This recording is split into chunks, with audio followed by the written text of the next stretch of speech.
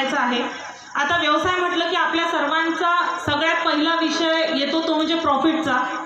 तर मी असं सांगू इच्छिते की गेल्या वर्षीपेक्षा माझा नफा नक्कीच यावर्षी दुप्पट झालेला आहे। दुसरी गोष्ट मला याली आहे ती म्हणजे आत्मविश्वास।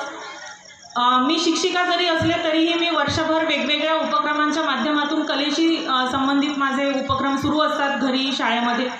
तर मला आत्मविश्वास असा मिळाला की गेल्या वर्षी मी घरून व्यवसाय केला तेव्हा सगळे परिचित माझे बऱ्यापैकी म्हणजे 90% लोक परिचित होते।